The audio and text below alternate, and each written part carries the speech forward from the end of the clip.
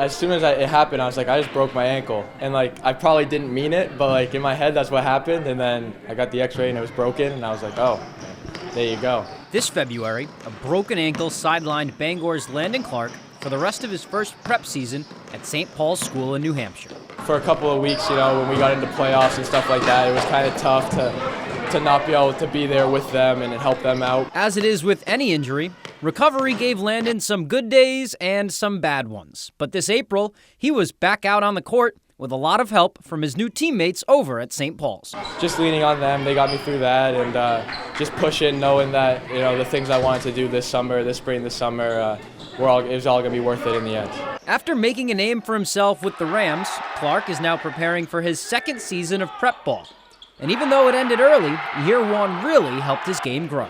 There's definitely a different feel. The game's a little bit more competitive, a little more physical because the guys are older. Playing with more physicality.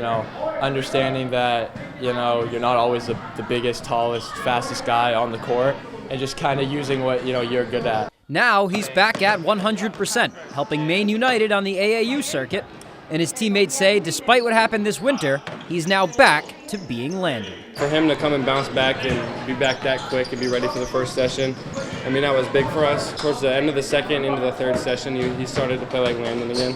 And then in the fourth session, he had a bunch of 20-point games, 25-point games where he really stepped up. Coming into EYBL, he's been playing great, shooting the ball great, attacking, getting rebounds. So I definitely feel like he's back to full Landon. And for Clark, his time home this summer isn't all basketball either. So he's taking some time to enjoy himself before heading back out.